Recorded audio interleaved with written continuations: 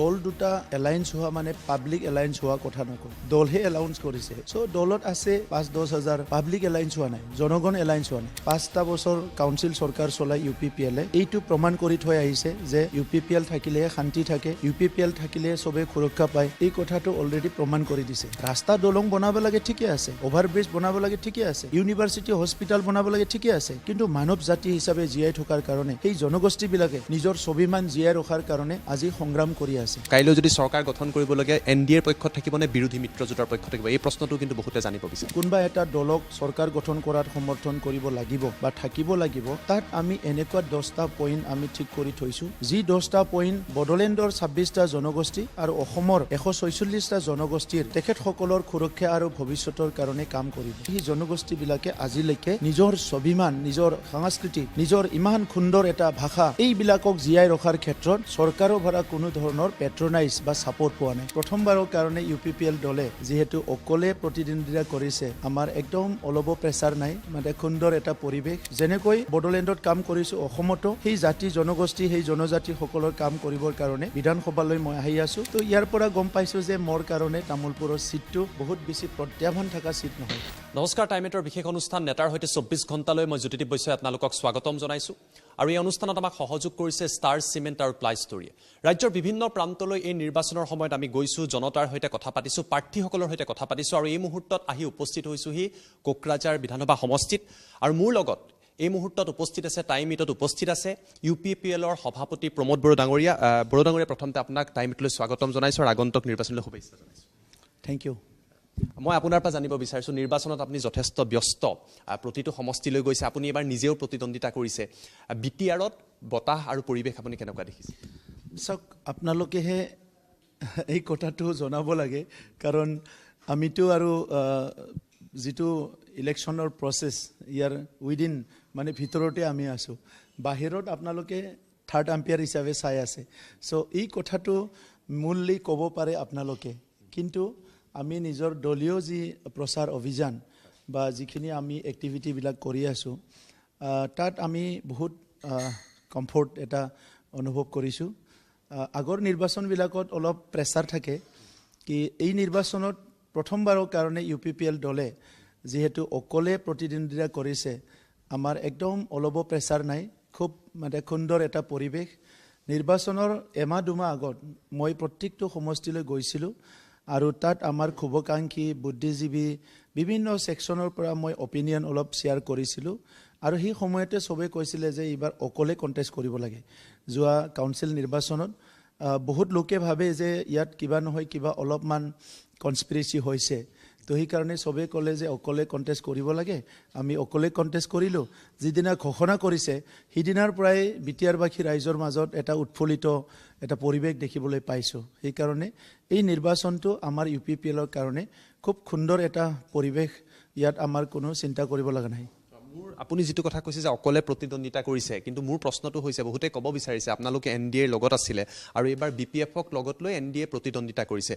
এই একত্ৰিতভাৱে আপোনালোকৰ বিৰুদ্ধে যি NDAৰ তৰফৰ পৰা প্ৰতিদ্বন্দ্বিতা কৰা হৈছে, সেয়া লাগিলে BJPয়ে হওক বা BPFয়ে হওক, ইয়াৰ ফলত আপোনালোকৰ বাবে কিছু প্ৰত্যাহ্বান আহিব নেকি? চাওক, দল দুটা এলায়েন্স হোৱা মানে পাব্লিক এলায়েন্স হোৱা কথা নকয়, দলহে এলাউন্স কৰিছে, এনাউন্স কৰিছে। চ' দলত আছে 5-10 হাজাৰ মানুহ থাকিব পাৰে দলত। দল দুটা এলায়েন্স হৈছে, পাব্লিক এলায়েন্স হোৱা নাই, জনগণ এলায়েন্স হোৱা নাই। জনগণে 30টা বছৰত 40টা বছৰত বড়োলেণ্ডৰ যোৱা সময়ছোৱাত ইয়াৰ পৰিৱেশ, হত্যা, হিংসা, ইয়াত ভাতৃঘাতী সংঘৰ্ষ, ইয়াত গোষ্ঠীগত সংঘৰ্ষ, বিভিন্ন পৰিৱেশবিলাক এই অঞ্চলৰ ৰাইজে পাহৰি যোৱা নাই। গতিকে দুইটা দল এলায়েন্স হোৱা নোহোৱা, ইয়াৰ লগত ভোটাৰ ৰাইজৰ বহুত বেছি ক'ব লগা আছে বুলি মই নাভাবোঁ। এইটো বহুত বেছি ইম্পেক্ট কৰিব বুলি মই নাভাবোঁ, কাৰণ বড়োলেণ্ড অঞ্চলৰ ৰাইজে শান্তি বিচাৰে, নিৰাপত্তা বিচাৰে আৰু ভাল এটা পৰিৱেশ বিচাৰে, যিটো নেকি 5টা বছৰ কাউন্সিল চৰকাৰ চলাই UPPLে এইটো প্ৰমাণ কৰি থৈ আহিছে যে UPPL থাকিলেহে শান্তি থাকে, UPPL থাকিলে চবে সুৰক্ষা পায়। এই কথাটো অলৰেডি প্ৰমাণ কৰি দিছে। মোৰ আন এটা প্ৰশ্ন হৈছে যে আপুনি নিজেও এইবাৰ প্ৰতিদ্বন্দ্বিতা কৰিছে, তামোলপুৰত আপুনি প্ৰতিদ্বন্দ্বিতা আগবঢ়াইছে, কিন্তু ইতিমধ্যে আপুনি ৰাজ্যসভাৰো সাংসদ, ইয়াৰ আগতে আপুনি টেৰিটৰিয়েল নিৰ্বাচনতো অংশগ্ৰহণ কৰিছিলে। এতিয়া কোনগৰাকী প্ৰমোদ বড়োক BTRবাসীয়ে পাব? ৰাজ্যসভাৰ সাংসদ প্ৰমোদ বড়ো নে BTRত প্ৰতিদ্বন্দ্বিতা কৰা, যদি আপুনি বিধায়ক হৈ হিচাপেহে বিধায়ক প্ৰমোদ বড়ো, কোনগৰাকীক পাব? চাওক ৰাজনৈতিক কৰা ব্যক্তিসকলে ৰাজনৈতিকভাৱে দলীয় সিদ্ধান্ত হিচাপে কাম কৰে এতিয়া দলীয় সিদ্ধান্ত হিচাপে মই MCLA খেলিব লাগে কাৰণ আমি ইয়াৰে এটা আঞ্চলিক দল মই সভাপতি হিচাপে মোক দায়িত্ব দিলে মই কণ্টেষ্ট কৰিলোঁ মাজত ৰাজ্যসভা আহি গ'ল ৰাজ্যসভাটো আমাৰ পৰিকল্পনাৰ ভিতৰত নাছিলে যে আমি NDAত আছোঁ কাৰণে এটা পৰিৱেশ আছিলে এই সময়ত আৰু থাৰ্ড পোষ্টটোৰ কাৰণে যদি আমি লওঁ তাত কণ্টেষ্ট হয় আৰু কণ্টেষ্ট হ'লে বিৰোধীৰ যদি ভোট নাপায় ই জিকিব নোৱাৰে তো গতিকে আমি থাৰ্ড পোষ্টটো লৈ দলে সিদ্ধান্ত ল'লে যে মই ইয়াত মানে মনোনয়ন পত্ৰ দাখিল কৰিবলৈ মই দাখিল কৰিলোঁ আনকণ্টেষ্ট জিকি গ'ল এই ৰাজ্যসভাৰ চিট এটা এতিয়া আমাৰ খাতাত আহি গ'ল যে BTCৰ খাতাত UPPLৰ খাতাত এইটো জমা হৈ গ'ল মোৰ উদ্দেশ্যটো হয় বড়োলেণ্ডবাসীৰ কাৰণে কাম কৰিব লাগে অসমবাসীৰ কাৰণে কাম কৰিব লাগে দীঘলীয়া সংগ্ৰাম কৰি থকা সময়ত অসমৰ বিভিন্ন সাংবাদিক সচেতন মহল বুদ্ধিজীৱী যেতিয়াই লগ পাই সবে কয় যে প্ৰমোদ তুমি অকল বড়োৰ কাৰণে বড়োলেণ্ডৰ কাৰণে কাম কৰা অসমৰ কাৰণেও কাম কৰিব লাগে এতিয়া সময় আহিছে যে যোৱা 5টা বছৰ বড়োলেণ্ডৰ 26টা জনগোষ্ঠীৰ ন্যায় নিৰাপত্তাৰ কাৰণে কাম কৰিলোঁ এইবাৰ এই বিধানসভা নিৰ্বাচনত অংশগ্ৰহণ কৰি জিকি যায় অসম বিধানসভাত গৈ পেলাই অসমত বসবাস কৰা 146টা জনগোষ্ঠী যি জনগোষ্ঠীৰ অধিকাংশ জনগোষ্ঠীয়ে ন্যায় পোৱা নাই যি জনগোষ্ঠীয়ে স্বাধীনতাৰ 78 বছৰ পিছতো তেখেতসকলৰ ভাষা সংস্কৃতি ৰীতি নীতি জীয়াই থাকিব না নাই ইয়াৰ কোনো নিশ্চয়তা নাই সো সেই জনগোষ্ঠীবিলাকৰ মাত মাতিবলৈ মই বিধানসভাত গৈ আছোঁ ৰাজ্যসভাত আমাৰ দলৰ কোনোবা এজন যাব পিছত সো আমাৰ বড়োলেণ্ড অঞ্চলৰ কোনোবা এজন যাব পিছত কিন্তু মই বিধানসভালৈ আহি আছোঁ যেনেকৈ বড়োলেণ্ডত কাম কৰিছোঁ অসমতো সেই জাতি জনগোষ্ঠী সেই জনজাতিসকলৰ কাম কৰিবৰ কাৰণে বিধানসভালৈ মই আহি আছোঁ আৰু বিধানসভাত থাকি বড়োলেণ্ড আৰু অসমৰ কাম কৰাটো অত্যন্ত দৰকাৰ বুলি আমাৰ দলে ভাবে মই ভাবোঁ মোৰো কিছুমান কাম কৰিব লগা আছে তো সেইকাৰণে মই বিধানসভাত কণ্টেষ্ট কৰিছোঁ আৰু বিধানসভাতে থাকিম মানে আজি এইটো কথা আপুনি ক'লে যে নিৰ্বাচিত হ'লে বিধানসভাতে আপুনি থাকিব মোৰ প্ৰশ্নটো হৈছে যে আপোনাৰ বিৰুদ্ধে বিশ্বজিৎ দৈমাৰীক প্ৰাৰ্থিত্ব প্ৰদান কৰা হৈছে এই যিখন ৰণ বা যি নিৰ্বাচনী ৰণ হ'বলৈ গৈ আছে আপোনাৰ বাবে কিমান প্ৰত্যাহ্বান হ'ব পাৰে সমষ্টিটো তামোলপুৰত মই আপোনাৰ পৰা জানিম চাওক তামোলপুৰ সমষ্টিত কোনো মই আণ্ডাৰষ্টিমেট কৰি কোৱা নাই বিশ্বজিৎ দাক মই ৰেছপেক্ট কৰোঁ কিন্তু তামোলপুৰ সমষ্টিত তামোলপুৰ সমষ্টি বা তামোলপুৰ জিলা বা তামোলপুৰৰ নতুন যিটো ৰূপ আজি দেখিবলৈ পাইছে তাত প্ৰমোদ বড়োৰ কিবা নহয় কিবা অৰিহণা আছে তো সেইকাৰণে তামোলপুৰবাসীয়ে প্ৰমোদ বড়োক সেই হিচাপে চিনি পায় আৰু মই তামোলপুৰৰ সন্তান তামোলপুৰৰ ধূলি বালিৰে খেলি ডাঙৰ হৈছোঁ হায়াৰ ছেকেণ্ডাৰীত পঢ়িছোঁ মটঙা নদীত গা ধুইছোঁ তাত বিহু ফাংচন চাইছোঁ সকলোৰ লগত খেলি ক্ৰিকেট খেলি কিবা খেলি ডাঙৰ দীঘল হৈছোঁ তামোলপুৰৰ ভালো দেখিছোঁ মই বেয়াও দেখিছোঁ আৰু সেই তামোলপুৰখন আজি নিজৰ হাতেৰে নিজৰ চোতালখন সজোৱাৰ নিচিনা সজাবলৈ পাইছোঁ গতিকে আজি তামোলপুৰবাসীয়ে মই ভাবোঁ আৰু মোক কেম্পিঙত গৈতে প্ৰচাৰ চলিবলৈ যাওঁতে বহুত পৰিয়াল বহুত আমাৰ জ্যেষ্ঠসকল কৈছে যে প্ৰমোদ তুমি ইয়াত টাইম খৰচ নকৰিবা তামোলপুৰৰ ভোট তোমাৰ কাৰণে ৰেডি হৈ আছে তুমি যিহেতু পাৰ্টিৰ মুৰব্বী তুমি বেলেগ বেলেগ সমষ্টিত প্ৰচাৰ চলোৱা MLA বেছিকৈ আনিব লাগিব তো ইয়াৰ পৰা গম পাইছোঁ যে মোৰ কাৰণে তামোলপুৰৰ চিটটো বহুত বেছি প্ৰত্যাহ্বান থকা চিট নহয় যেহেতু ইয়াত 15টাকৈ সমষ্টি আছে সমগ্ৰ অঞ্চলটোত আৰু আপোনালোকে প্ৰতিদ্বন্দ্বিতা কৰিছে BTRত বিভিন্ন জাতি জনগোষ্ঠী জনজাতি বিভিন্ন ধৰ্মাৱলম্বী লোক আছে আপোনালোকে 5 বছৰ আপুনি শাসনত আছিলে UPPL শাসনত আছিলে মই আপোনাৰ পৰা জানিব বিচাৰিছোঁ যদি UPPLৰ কেইবাগৰাকীও বিধায়ক নিৰ্বাচিত হৈ আহে BTRবাসীৰ জনতাক UPPLৰ সভাপতি হিচাপে প্ৰমোদ বড়োৱে কি প্ৰতিশ্ৰুতি দিব আগন্তুক সময়ত চাওক আগৰ যিটো 5 বছৰ ইয়াত আমাৰ 7জন বিধায়ক আছিলে আৰু 2020 চনত শান্তি চুক্তি হৈ যোৱাৰ কাৰণে শান্তি চুক্তি ৰূপায়ণৰ স্বাৰ্থত কেন্দ্ৰীয় চৰকাৰ ৰাজ্য চৰকাৰ এটা পৰিৱেশ দিব লাগে সেইকাৰণে আমি বহুত বেছি মুদ্দা বহুত বেছি ইস্যু আগলৈ আনা নাছিলোঁ এতিয়া শান্তি চুক্তি ৰূপায়ণ হৈ আছে নিজৰ ট্ৰেকত আছে আমি শান্তি চুক্তি ৰূপায়ণ কৰাৰ কাৰণেতো মাতিমে হেঁচা প্ৰয়োগ কৰিমে এইটো আমাৰ দায়িত্ব আৰু কৰ্তব্য কিন্তু এইবাৰ UPPL দলে আমি জিকি যোৱাৰ পিছত যেতিয়া কোনোবা এটা দলক চৰকাৰ গঠন কৰাত সমৰ্থন কৰিব লাগিব বা থাকিব লাগিব তাত আমি এনেকুৱা 10টা পইণ্ট আমি ঠিক কৰি থৈছোঁ যি 10টা পইণ্ট বড়োলেণ্ডৰ 26টা জনগোষ্ঠী আৰু অসমৰ 146টা জনগোষ্ঠীৰ তেখেতসকলৰ সুৰক্ষা আৰু ভৱিষ্যতৰ কাৰণে কাম কৰিব আমাৰ ভাৰতখন বিশাল ইয়াত বহুত জাতি জনগোষ্ঠী আছে কিন্তু প্ৰশ্ন আহে আজিলৈকে যে ভাৰতত 1200 ভাষা জীয়াই আছে এই 1200 ভাষাৰ ভিতৰত 22টা ভাষাই কিয় শ্বেডিউল লেংগুৱেজ বাকীখিনি কিয় শ্বেডিউল লেংগুৱেজ নহয়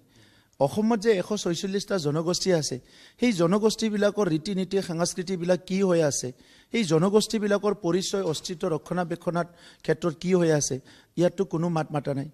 কোনো চৰকাৰী সিদ্ধান্ত নাই কোনো চৰকাৰী পলিচি নাই কোনো এছেম্বলিত ডিছকাশ্যন হোৱা নাই যে 146 জনগোষ্ঠীৰ কি হৈছে ৰাস্তা দলং বনাব লাগে ঠিকই আছে অভাৰব্ৰিজ বনাব লাগে ঠিকই আছে ইউনিভাৰ্চিটি হস্পিটাল বনাব লাগে ঠিকই আছে কিন্তু মানৱ জাতি হিচাপে জীয়াই থকাৰ কাৰণে সেই জনগোষ্ঠীবিলাকে নিজৰ স্বাভিমান জীয়াই ৰখাৰ কাৰণে আজি সংগ্ৰাম কৰি আছে গতিকে UPPL এই ক্ষেত্ৰত আমি কম্প্ৰমাইজ নকৰোঁ আমি যিহেতু সংগ্ৰামৰ পৰা আহা ফাৰ্ষ্ট প্ৰায়ৰিটিটো হ'ব আমাৰ বিধানসভাত গৈ অসমৰ 146টা জনগোষ্ঠীৰ ন্যায় নিৰাপত্তা আৰু সেই জনগোষ্ঠীবিলাকৰ ৰীতি নীতি সাংস্কৃতিক ৰক্ষণাবেক্ষণৰ কাৰণে আমি কাম কৰিম মই আপোনাক সৰু এটা উদাহৰণ দিম আজি এটা ৰাস্তা বনাবৰ কাৰণে 10,000 কোটি টকা খৰচ কৰে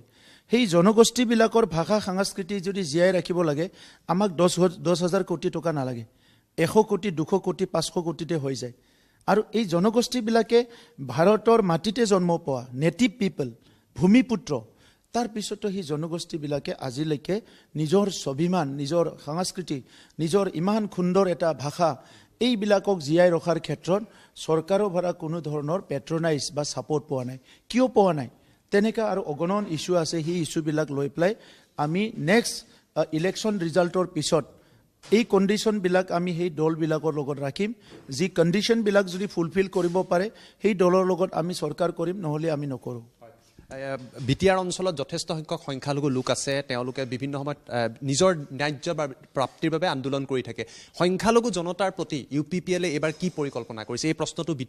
বিটিআৰত থকা সংখ্যালঘু জনতাই কিন্তু আপোনালোকক কৰিছে বা নিৰ্বাচনী প্ৰচাৰতো আপোনাক সুধিছে চাওক এই সংখ্যালঘুৰ ইস্যুটো নিৰ্বাচনী ইস্যু হ'ব নালাগে জাতি জনগোষ্ঠীৰ ইস্যুটো নিৰ্বাচনী ইস্যু হ'ব নালাগে আমাৰ জনজাতীয় ইস্যুবিলাক নিৰ্বাচনী ইস্যু হ'ব নালাগে ভাৰতৰ সংবিধানে এই ইস্যুবিলাক এই বিষয়বিলাক প্ৰত্যেক বছৰে প্ৰত্যেক এছেম্বলিত প্ৰত্যেক পাৰ্লামেণ্টত ডিছকাছ কৰিব লগা মেটাৰ ভাৰতবৰ্ষখন চলাই থকা প্ৰত্যেকটো ইনষ্টিটিউশ্যন প্ৰত্যেকটো ডিপাৰ্টমেণ্টে এই কামবিলাক কৰিব লগা বিষয় কিন্তু স্বাধীনতাৰ 78 বছৰত বহুত চৰকাৰ আহিছে গৈছে বহুত নেতা আহিছে গৈছে নিজৰ ৰাজনীতিক যিটো পৰিৱেশ ৰাজনীতিটো বছৰৰ কাৰণে কাম কৰিছে সমতাত থকাৰ কাৰণে কাম কৰিছে কিন্তু এই জনগোষ্ঠীবিলাকৰ যিটো সুৰক্ষা দিব লাগে এই ক্ষেত্ৰত সদায় তেখেতসকলে হেমাহি কৰিছে হয়তো নিজৰ জনগোষ্ঠীবিলাক অলপ চলপ চাইছে বহুতে নিজৰ জনগোষ্ঠীকো চোৱা নাই আজি অসমতে বহুত উদাহৰণ দিব পাৰোঁ বহুতবাৰ MLA মন্ত্ৰী হৈ যোৱাৰ পিছতো কিছুমান জনগোষ্ঠী আছে সেই জনগোষ্ঠীবিলাকৰ কাৰণে সেই সকলে একো কাম কৰিব পৰা নাই তো সেইকাৰণে মোৰ এটা দায়িত্ব আৰু কৰ্তব্য বুলি ভাবোঁ মই খিলঞ্জীয়া মানুহ ভূমিপুত্ৰ মানুহ হিচাপে মোৰ সীমিত জ্ঞানেৰে যোৱা 3টা দশক ধৰি যিটো সংগ্ৰামত আছিলোঁ তাত মই এই কথাই বুজি পাইছোঁ যে ৰাজনৈতিক সদিচ্ছা থাকিলে চৰকাৰৰ যিটো এটা ৰেছপঞ্চিবিলিটিটো লয় ডেডিকেটেডলি কমিটেড এটা মনোভাৱ লৈ পেলাই তেতিয়া এই সমস্যাবিলাক আমি সমাধান কৰিব পাৰোঁ আপোনাৰ পৰা বেছি সময় নলওঁ কিন্তু মোৰ শেষত দুটা প্ৰশ্ন আছে বিটিআৰ অঞ্চলত আপোনালোকে UPPL কেইখন আসনত আপোনালোকে জয়লাভ কৰিব বুলি আপুনি এই মুহূৰ্তত প্ৰেডিক্ট কৰিব পাৰে বা আপোনাৰ এনালাইচিছ কি আৰু দ্বিতীয় কথা আপোনালোকে কাৰ পক্ষত থাকিব কাইলৈ যদি চৰকাৰ গঠন কৰিবলগীয়া NDAৰ পক্ষত থাকিব নে বিৰোধী মিত্ৰজোঁটৰ পক্ষত থাকিব এই প্ৰশ্নটো কিন্তু বহুতে জানিব বিচাৰে ছেকেণ্ড প্ৰশ্নৰ উত্তৰটো মই 4 তাৰিখে দিম প্ৰথম প্ৰশ্নৰ উত্তৰটো হৈছে কি 15টা সিটৰ ভিতৰত আজি 10ৰ পৰা 12টা কনষ্টিটুৱেঞ্চিত আমাৰ খুব ভাল কণ্টেষ্ট চলি আছে আৰু আজিৰ পৰিৱেশত যে কোনবা দলৰ প্ৰাৰ্থীক কোনবা দলে বেয়া পায় কোনবা দলৰ প্ৰাৰ্থীক কোনবা দলে বেয়া পায় কিন্তু UPPL প্ৰাৰ্থীক বেয়া পোৱা কোনো দল নাই কোনো ধৰ্ম নাই কোনো জাতি নাই কোনো ব্যক্তি নাই তো সেইকাৰণে 10ৰ পৰা 12টা আসন আমি আশা কৰিছোঁ আৰু সেই হিচাপে আমি কাম কৰি আছোঁ মেল মিটিং কৰি আছোঁ আলোচনা বিলোচনা কৰি আছোঁ গতিকে আমি ৰিজনেল পাৰ্টিবিলাক অসমত যিমান আছে সব এই ৰিজনেল পাৰ্টিবিলাকৰ ভিতৰত হাইষ্ট আসন পাম এইটো নিশ্চিত